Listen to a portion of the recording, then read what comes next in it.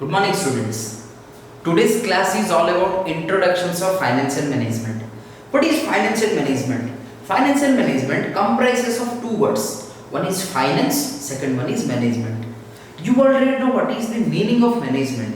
Planning, organizing and controlling. Finance means scientific study of management. So the financial and management means financial management is the result of planning, organizing and controlling of procurement, investment and segregation of profits thereafter. इसका बोलने का तीन मकसद है. First one is procurement of fund, next one is investment of fund, next one is segregation of profits. इसका मतलब ये बोल रहा है हमको बिजनेस में कहां पैसा इन्वेस्टमेंट करना पड़ेगा, कहां से पैसा लाना पड़ेगा और जो दोनों का से प्रॉफिट आएगा इस प्रॉफिट से हमको किसको कितना देना चाहिए, ये सब मैनेजमेंट को हम क्या बोलते हैं, financial management. So financial management comprises of three things. One is procurement of fund, investment of fund and segregation of funds, which is known as dividend analysis. So three types of activities there in whole types of financial management. In financial management, what we will study, we will describe by a chart. After that we will go for another analysis. Okay.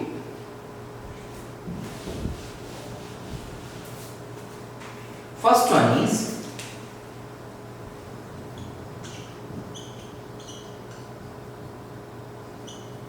financial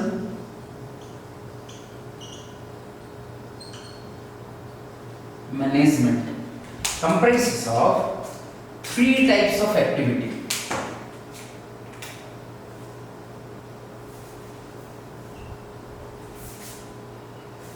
First one is, देखो आप लोग बोलोगे sir the first activity is procurement of fund.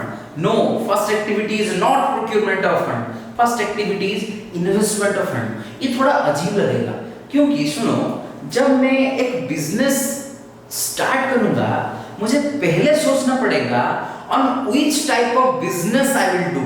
After that I will decide from how and from where I will collect that money. समझ में आ रहा है मैं क्या बोल रहा हूँ? ये बोल रहा है whenever you start a business the first thing of that business is on which I will do my money invest or which type of business I will do.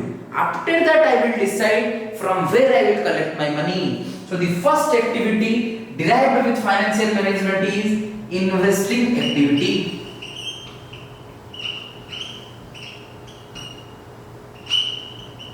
समझ में आया मैं क्या बोल रहा हूं? Second one is financing activity.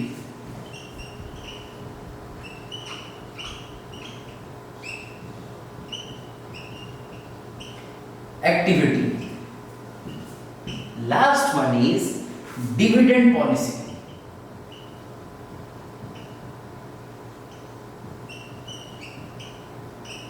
इसका मतलब क्या होता है, थोड़ा अच्छे से देखते हैं. इन्वेस्टिंग एक्टिविटी का मतलब होता है इन्वेस्टमेंट. हम लोगों को मेरा पैसा कहां डालना पड़ेगा. फाइनेंसिंग एक्टिविटी का मतलब होता है प्रोक्यूरमेंट. इसका मतलब हम कहां से पैसा लाएंगे. ओके. डिविडेंड पॉलिसी का मतलब होता है how to distribute the profits of business. I think समझ में आया होगा. तीन टाइप का एक्टिविटी आता है. First one is investing activity में मेरा मतलब मैं मेरा पैसा किस बिजनेस में इन्वेस्टमेंट करना चाहता हूं. This is Holi divided into investing activity. मैं मेरा जो पैसा इन्वेस्टमेंट करूंगा वो पैसा कहां से आ रहा है, मतलब कहां से लाऊंगा, इसको बोलूंगा प्रोक्योरमेंट और फाइनेंसिंग एक्टिविटी. जो प्रॉफिट आएगा उससे वो प्रॉफिट को किस चीज में डिस्ट्रीब्यूशन करना पड़ेगा, वो बोल रहा है डिविडेंड पॉलिसी। आई थिंक समझ में आया होगा इतना। फिर हम कहां चलते हैं, investing activity. At the time of investing activity I have to do two things, मतलब दो चीज में मुझे इन्वेस्टमेंट करना पड़ेगा। क्या क्या वो दो चीज है? फर्स्ट वन इज, एक करना पड़ेगा कैपिटल एक्सपेंडिचर, नेक्स्ट वन हो जाएगा रेवेन्यू एक्सपेंडिचर। समझ में आ रहा है मैं क्या बोल रहा हूं? Capital expenditure and revenue expenditure. Capital expenditure को जिस टेक्निक के हम लोग डिवाइड करेंगे उस चैप्टर को हम क्या बोलते हैं, कैपिटल बजटिंग। इसका मतलब बोल रहा है हमको जब इन्वेस्टमेंट का डिसीजन लेना पड़ेगा तभी हमको क्या देखना पड़ेगा कि मुझे कैपिटल खर्चा कितना करना पड़ेगा।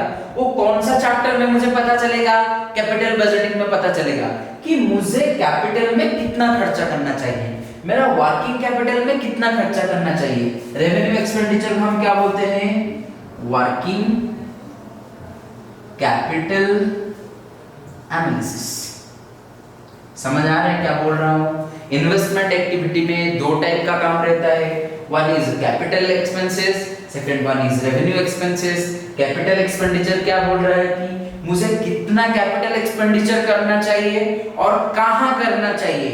ये कौन सा चैप्टर पढ़ने से हम लोग को पता चलेगा, कैपिटल बजटिंग। कैपिटल बजटिंग में क्या होता है, दो चीज का चीज होता है। फर्स्ट वन इज, पहले देखो क्या होता है, one is traditional method, second one is modern method. Traditional method में दो चीज होता है, फर्स्ट वन इज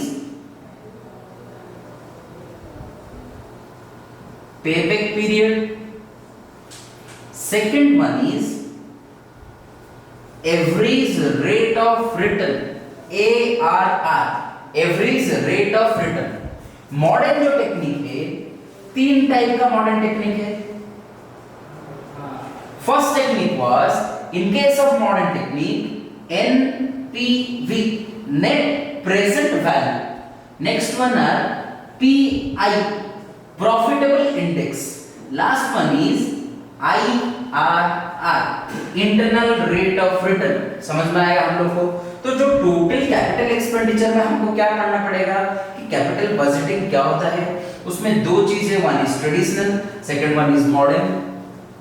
ट्रेडिशनल और मॉडर्न चीज को अगर टेक्निक को अप्लाई करके हम लोग को क्या करना पड़ेगा कि कैपिटल एक्सपेंडिचर का कितना करना चाहिए, कौन सा कैपिटल प्रोजेक्ट में मुझे इन्वेस्टमेंट करना चाहिए, ये सब चीज हम लोग कहां पढ़ेंगे, कैपिटल एक्सपेंडिचर में पढ़ेंगे। यहाँ जो वर्किंग कैपिटल है, यहाँ भी हमको दो चीज पढ़ना पड़ेगा।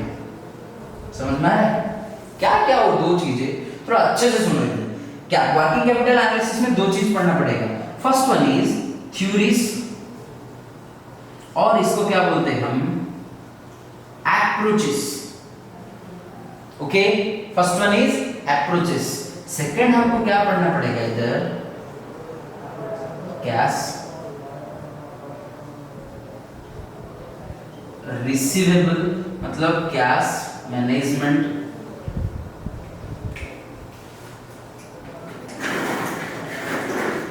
Next one is receivable management, payable management. Next one is inventory management. इसका मतलब है, देखो थ्योरी अप्रोचेस जो आएगा, तीन अप्रोचेस आएगा। वन इज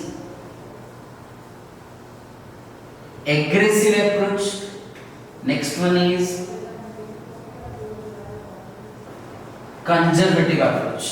देखो एक्चुअली हम लोग को क्या करना पड़ेगा, वर्किंग कैपिटल में तीन चीज पढ़ना पड़ेगा। पहला अप्रोच, अप्रोच का मतलब क्या होता है, एग्रेसिव अप्रोच क्या होता है, कंजर्वेटिव अप्रोच क्या होता है, मैचिंग अप्रोच क्या होता है। और हमको क्या करना पड़ेगा, जो वर्किंग कैपिटल मैनेजमेंट में हम लोग को क्या पढ़ेंगे कि हमको कैश में कितना मैनेज करना पड़ेगा, मतलब कितना कैश बैलेंस हमको day to day business life में रखना पड़ेगा, रिसीवेबल कितना रखना पड़ेगा, पेएबल कितना करना पड़ेगा, इन्वेंट्री हमको कितना मेंटेन करना पड़ेगा, ये सब चीज हम कहां पढ़ेंगे, वर्किंग कैपिटल एनालिसिस में पढ़ेंगे। तो पहले बोल रहा हूं कैपिटल बजटिंग में क्या पढ़ना है हम लोग को, कौन सा कैपिटल इन्वेस्टमेंट करना पड़ेगा, कितना इन्वेस्टमेंट करना पड़ेगा। वर्किंग कैपिटल क्या बोल रहा है, हमको कितना वर्किंग कैपिटल इन्वेस्टमेंट करना पड़ेगा, किस किस चीज में करना पड़ेगा, कितना वर्किंग कैपिटल मैनेजमेंट को करना पड़ेगा, ये तीन बात से पता चलेगा। एग्रेसिव हमारा है या कंजर्वेटिव है या मैचिंग अप्रोच है, पर हमको किस किस चीज में करना पड़ेगा, कैश में कितना करना पड़ेगा, रिसीवेबल में कितना करना पड़ेगा, पेएबल में कितना करना पड़ेगा, इन्वेंटरी में कितना करना पड़ेगा, ये सब चीज हमको कहां से पता चलेगा, इधर से पता चलेगा। इज दैट क्लियर, मैं क्या बोल रहा हूं समझ में आ रहा है। Next one is financing activity. Financing activity is divided into 3 types. Is that clear? First one is cost of capital. Second one is capital structure. And my third most important thing is leverage analysis. समझ में आ रहा है मैं क्या बोल रहा हूं, मतलब फाइनेंसिंग एक्टिविटी जब मैं मार्केट से पैसा लाऊंगा तभी मुझे 3 चीज को ध्यान करना पड़ेगा। One is cost of capital, मैं जो पैसा लाऊंगा उसको रिटर्न में कितना दूंगा, मतलब उसका रेट कितना है, इंटरेस्ट रेट कितना है, समझ में आ रहा है। Next one is capital structure. मेरा 3 टाइप का कैपिटल स्ट्रक्चर में हमको क्या देखना पड़ेगा कि मेरा 3 टाइप का चीज है, हम लोग पढ़ेंगे कॉस्ट ऑफ कैपिटल में। जनरली होता है वन इज इक्विटी से, मतलब मैं जो पैसा लाऊंगा मार्केट से मेरे पास 4 अल्टरनेटिव है। First one is equity, second one is debenture, third one is preferential, next one is retained earning. ये 4 चीज मेरे पास है।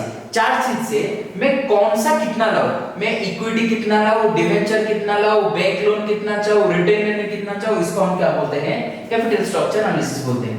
तो ये जो कॉस्ट ऑफ कैपिटल है इधर हमको 4 चीज पढ़ना पड़ेगा। क्या क्या, first one is cost of equity, second one is cost of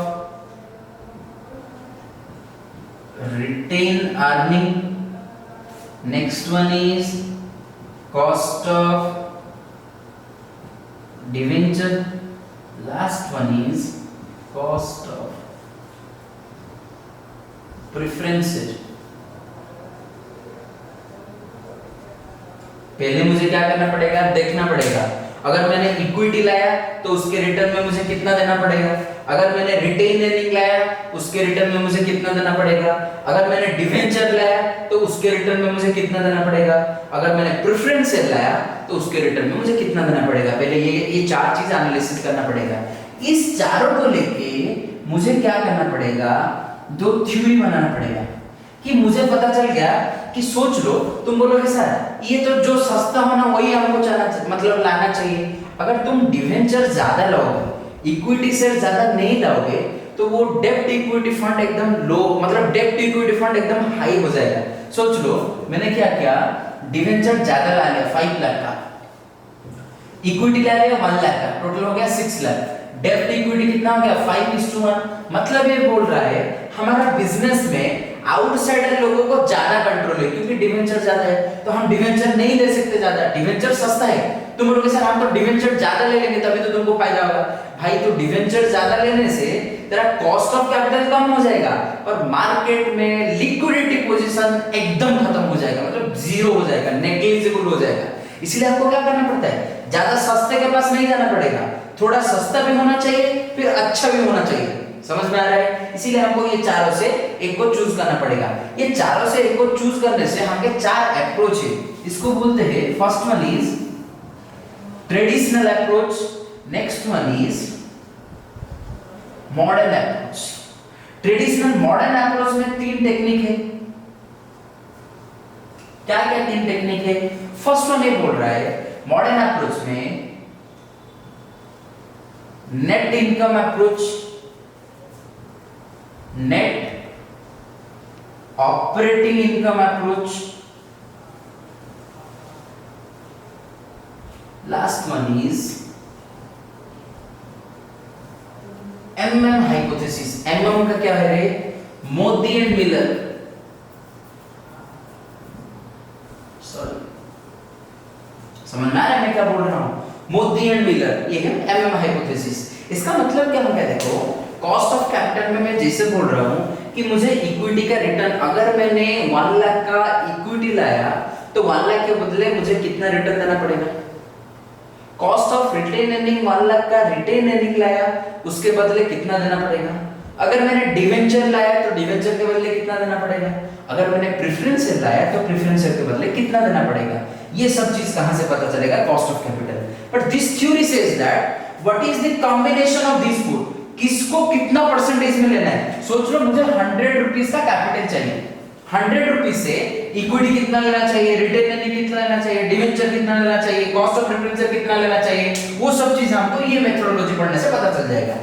is that clear, मैं क्या बोल रहा हूं, समझ में आ रहा है। Last one is leverage analysis. Leverage analysis is of 3 types. One is operating leverage, second one is financing leverage, third one is combined leverage. थोड़ा स्पेस नहीं है इसलिए मैं इतना लिख लिया, operating leverage, financing leverage, combined leverage. समझ में आ रहा है इतना तक। फिर हमको ये क्या बोल रहा है, operating leverage, financial leverage, combined leverage. Leverage का एनालिसिस का मतलब होता है how one dependent factor is changeable by changing in independent factor. इसका मतलब होता है मैं एक चीज को कॉस्ट ऑफ इक्विटी लिया था, अगर मेरा रिटर्न 5% का प्रॉफिट 1% चेंज हो रहा है तो ईपीएस को कितना इफेक्ट करेगा, अर्निंग पर शेयर को कितना इफेक्ट करेगा। अगर मेरा प्रॉफिट 1 रुपया कम हो रहा है तो वो बाय 1% कम हो रहा है तो वो मेरा प्रॉफिट को कितना इफेक्ट पकेगा, अर्निंग पर शेयर को कितना इफेक्ट पकेगा। ये सब चीज हमको कहां से पता चलेगा, लीवरेज एनालिसिस से पता चलेगा। मैं क्या बोल रहा हूं समझ में आ रहा है। Last one is distribution of profit और dividend policy. This one is also 2 types. One is relevance approach, second one is irrelevance approach। Relevance approach में 2 चीज पढ़ना पड़ेगा हमको। रिलेवेंस मतलब क्या है, रिलेटेड, इफेक्ट कर रहा है। इररिलेवेंस मतलब इफेक्ट नहीं करता है। ये हमको क्या करना पड़ेगा, Walter model. Next one is GORDEN, Gordon model. ये दोनों मॉडल पढ़ना पड़ेगा। नेक्स्ट वन इररिलेवेंस में हमको वही दोनों पढ़ना पड़ेगा। One is residual theory, next one is MM hypothesis। This one is completely chart about financial management। कितना देना पड़ेगा, डिवेंचर को कितना देना पड़ेगा। सुनो, ये जो रिटर्न 2 टाइप का रिटर्न होता है, ये थोड़ा बता देता हूं। तुम तो बोलोगे sir EPS earning per share, उसको जितना प्रॉफिट मिला उसको दे देना चाहिए। नहीं, EPS is different to dividend. EPS में 2 चीज होता है। एक सेकंड देखो, बहुत इंपॉर्टेंट चीज है ईपीएस। इसका मतलब क्या होता है रे, अर्निंग पर शेयर। 2 टाइप का होता है, one is dividend, second one is retained earning. Okay, समझ में आ रहा है। ईपीएस मतलब अर्निंग पर शेयर। सोच लो मुझे प्रॉफिट मिला 50 रुपए का, 100 रुपए का प्रॉफिट मिला, तो मैं क्या बोलूं, भाई देख तुझे अगर 100 रुपए का प्रॉफिट मिला तो तू वो 100 रुपए लेके क्या करेगा, तू फालतू में जाके बाहर इन्वेस्टमेंट करेगा। मेरा बिजनेस का रिटर्न अच्छा है, तू क्या कर, जो 100 रुपया ईपीएस मिला उससे तुझे मतलब general day to day expenses या तुझे कुछ भी खर्चा करने के लिए 10 रुपया तू ले ले डिविडेंड, और 90 रुपया मेरे पास क्या कर, फिर से इन्वेस्टमेंट कर ले। इसका मतलब नेक्स्ट ईयर तेरा इन्वेस्टमेंट कितना हो जाएगा। सोच ले तू 1000 का इन्वेस्टमेंट किया था जिसमें तुझे रिटर्न मिला था 100 रुपीस। अगर तूने 10 रुपया तेरा डिविडेंड ले लिया, तेरा रिटर्न अर्निंग 90 रुपीस कर लिया। इसका मतलब तेरा पास 1000 रुपीस का पहले इन्वेस्टमेंट था, अभी 90 फिर से ऐड हो गया, तेरा इन्वेस्टमेंट 1090 हो गया, मतलब 1090 रुपीस का इन्वेस्टमेंट हो गया। इसीलिए बोलते हैं तुझे कितना डिविडेंड देना चाहिए, कितना रिटेन अर्निंग करना चाहिए, ये सब हमको कैसे पढ़ना पड़ेगा, डिविडेंड पॉलिसी में पढ़ना पड़ेगा। इज दैट क्लियर, मैं क्या बोल रहा हूं समझ में आ रहा है। नेक्स्ट वन, ये जो इन्वेस्टिंग एक्टिविटी है, इन्वेस्टमेंट में मैं क्या बोला, कौन सा बिजनेस में आप लोगों को इन्वेस्ट करवाना है। Is that okay? सो जो इन्वेस्टमेंट दो टाइप का चीज होता है, वन इज मुझे क्या करना पड़ेगा, कैपिटल इन्वेस्टमेंट करना पड़ेगा, डे टू डे के लिए रेवेन्यू एक्सपेंडिचर करना पड़ेगा। कैपिटल एक्सपेंडिचर के लिए जो चैप्टर हम लोग पढ़ेंगे इसको बोलते हैं कैपिटल बजटिंग।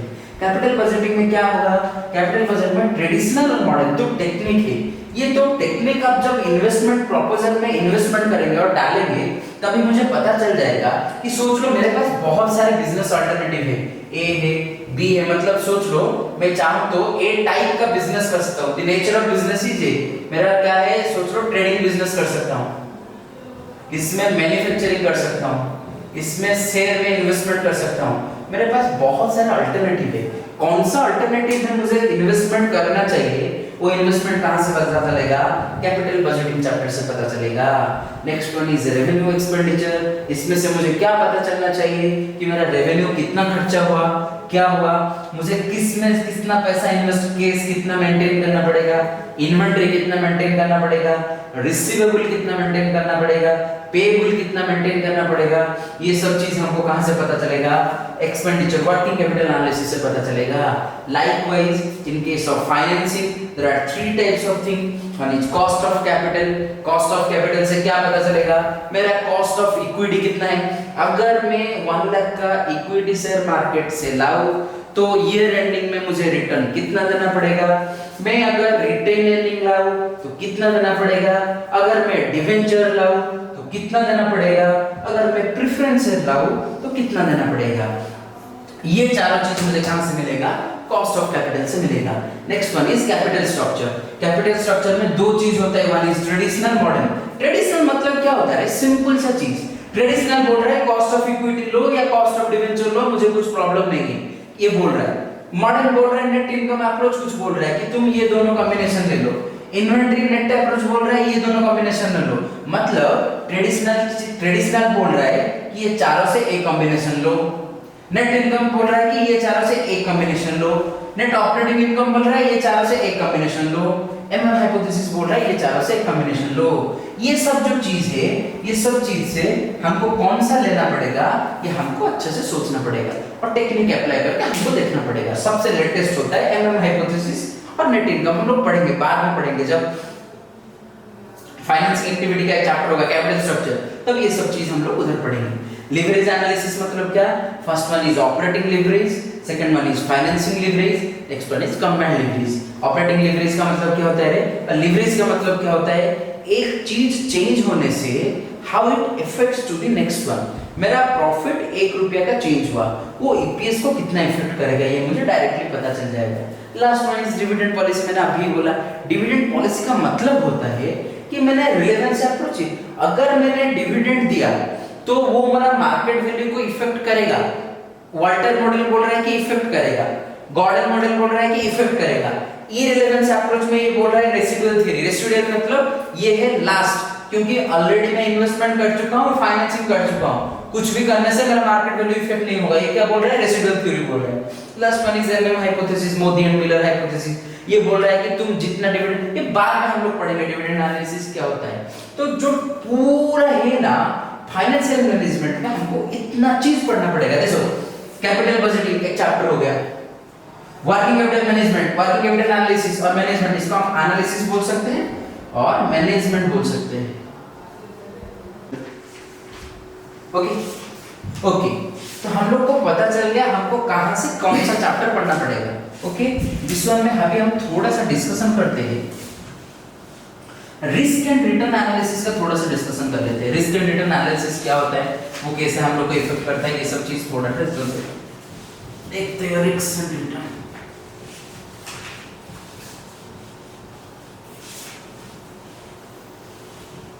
ओके देखो, फर्स्ट वन हमको पता चलना चाहिए what is risk and uncertainty.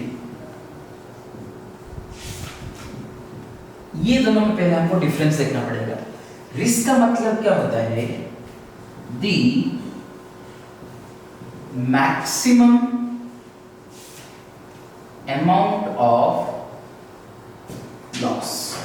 What is maximum amount of loss, इसका मतलब हो गया कि मैक्सिमम हमारा बिजनेस पर हमारा इसमें कितना लॉस हो सकता है, इसको हम बोलेंगे रिस्क।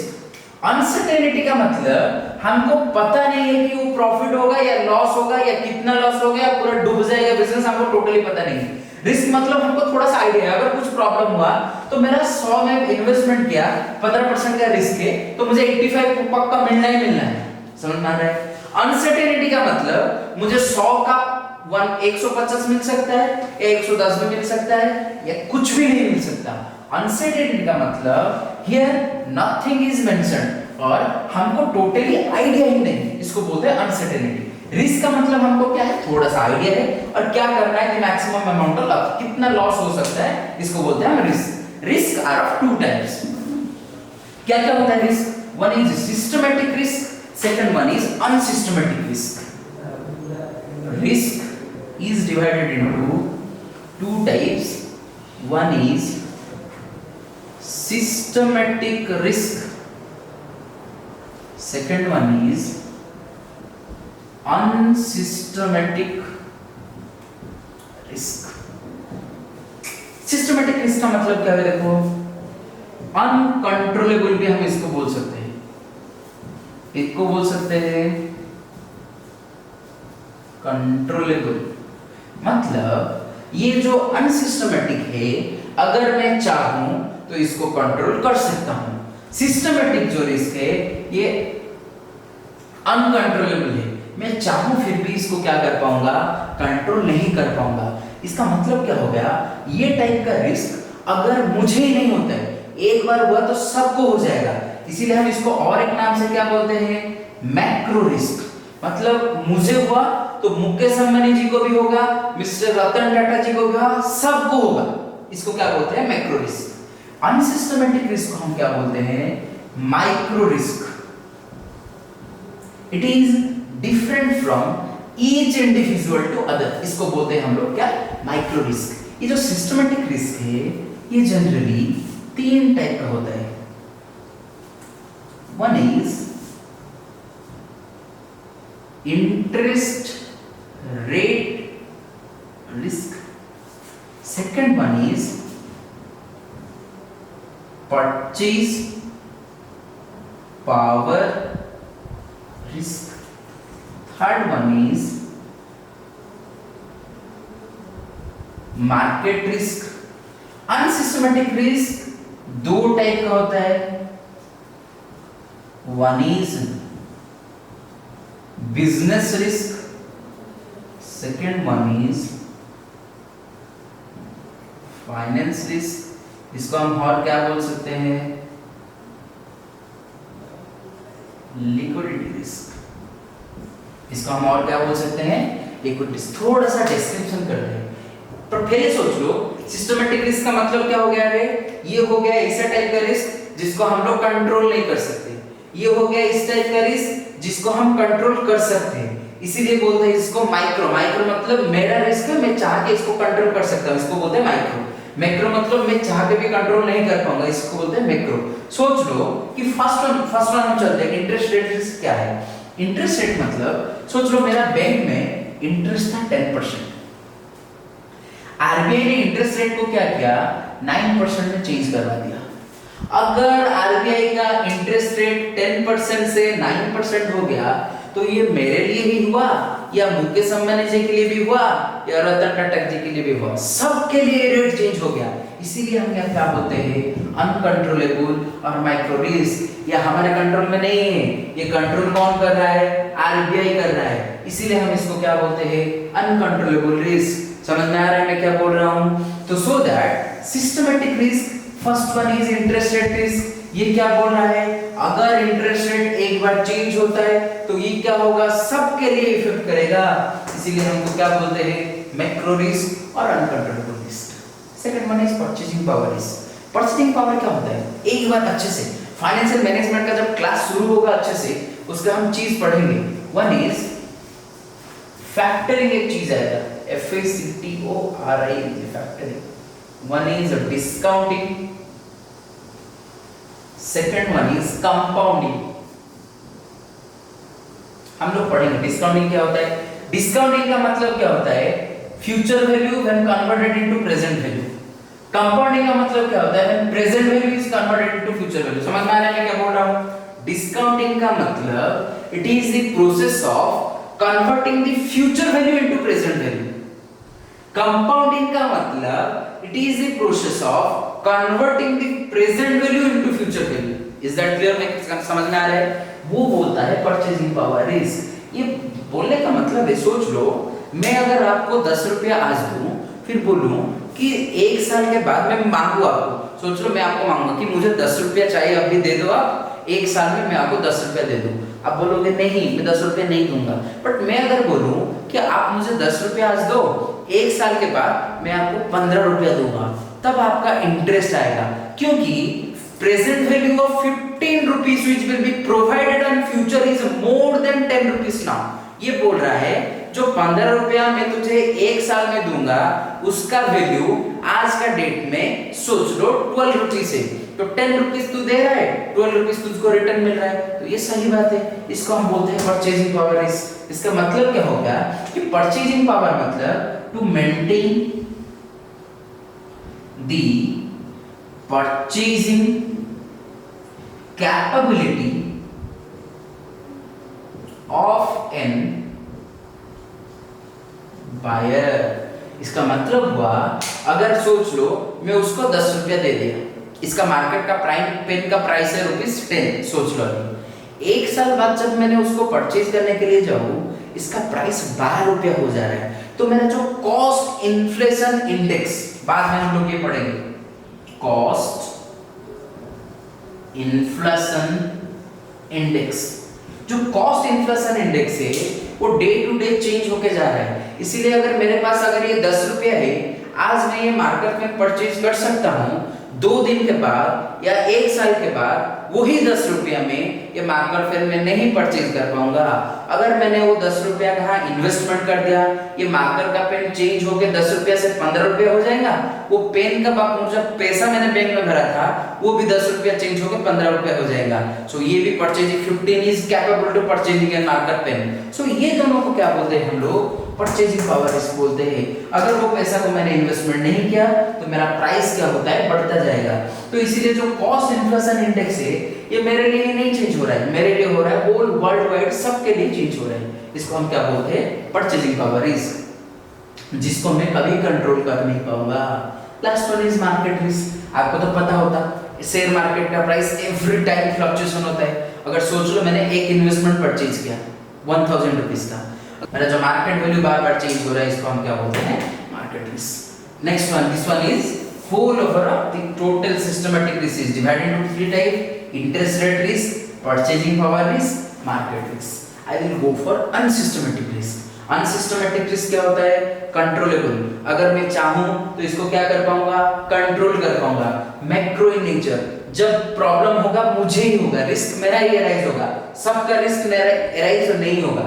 2 टाइप का होता है। One is business risk. Business risk मतलब ये कहां से आता है? Nature of business.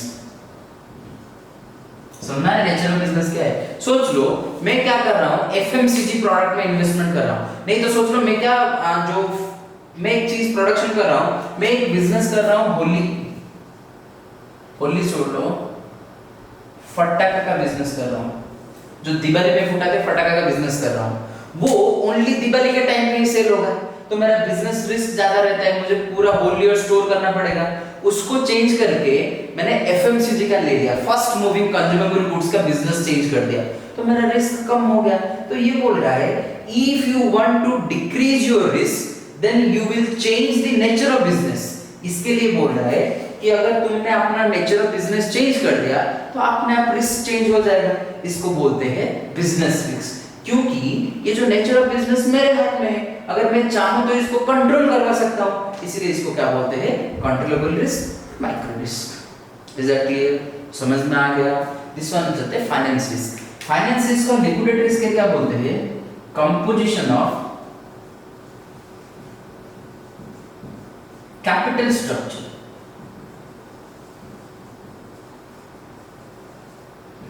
Of A business. इसका मतलब क्या हो गया? देखो ये composition of capital structure A business.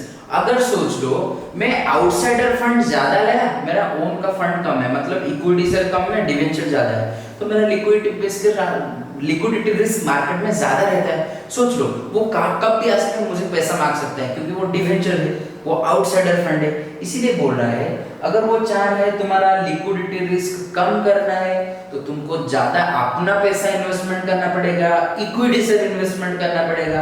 अगर तुम्हारा लिक्विडिटी रिस्क को ज्यादा करना पड़ेगा तो तुमको क्या करना पड़ेगा, ज्यादा कब हो जाएगा, जब तुम आउटसाइडर से फंड लाओगे, बाहर से पैसा लाओगे, तब तुम्हारा लिक्विडिटी रिस्क क्या होगा, बढ़ जाएगा। इसीलिए वो जो लिक्विडिटी रिस्क भी है ये मेरे हाथ में है, अगर मैं चाहूं तो कंट्रोल करवा सकता हूं। इसीलिए क्या बोलते हैं इसको, माइक्रो रिस्क। तो whole over risk is divided to two types, one is systematic risk, unsystematic risk.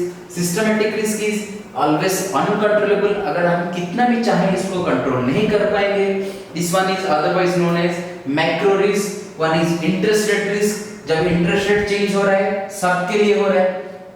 Purchasing power risk, जब cost of inflation index change हो रहा है सबके लिए हो रहा है। Market risk, share price market में चेंज हो रहा है, इसको हम क्या बोलते हैं, दो टाइप का आएगा, निफ्टी, सेंसेक्स।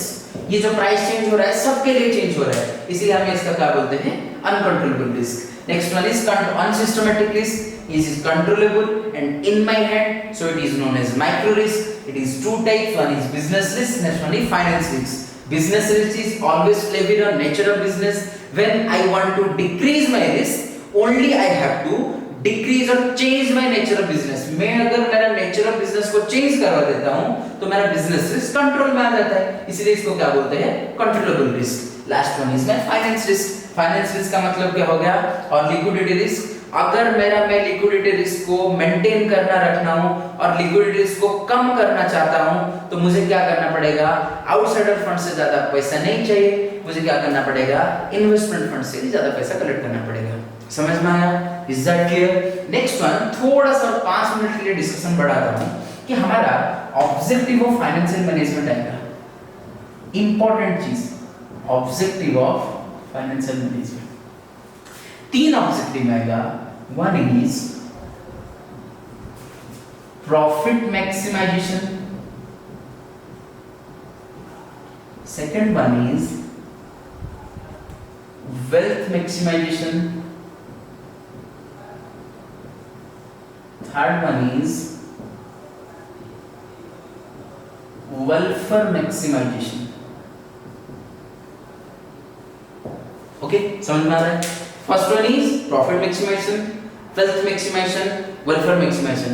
Profit maximization क्या होता है, profit maximization करना चाहिए या नहीं करना चाहिए, wealth maximization क्या होता है, wealth maximization करना चाहिए या नहीं करना चाहिए, welfare maximization क्या होता है, हमको करना चाहिए या नहीं करना चाहिए, ये सब चीज हम क्या करेंगे, नेक्स्ट क्लास में पढ़ेंगे। और एक इंपॉर्टेंट चीज नेक्स्ट क्लास में हम क्या पढ़ेंगे, फैक्टरिंग क्या होता है, डिस्काउंटिंग क्या होता है, कंपाउंडिंग क्या होता है, डिस्काउंटिंग का प्रॉब्लम प्रैक्टिस करेंगे, कंपाउंडिंग का प्रॉब्लम प्रैक्टिस करेंगे। Discounting, what is discounting, converting of future value into present value, converting of future value into present value. Future में मुझे 1 लाख कोई देने वाला है, आज उसका वैल्यू कितना है, कौन सा मेथड में आएगा, डिस्काउंटिंग में। कंपाउंडिंग में क्या आएगा, compounding is the converting of present value into future value. मैं आज इसको 1 लाख दे रहा हूं, 1 साल के बाद उसको कितना देना चाहिए, कौन सा मेथड में पता चलेगा, कंपाउंडिंग में पता चलेगा। तो all over next class we will discuss what is factoring, discounting, compounding, profit maximization, wealth maximization, welfare maximisation. Okay, अभी इतना तक पढ़िए, नेक्स्ट क्लास में बाकी डिस्कशन करते हैं। Thank you very much.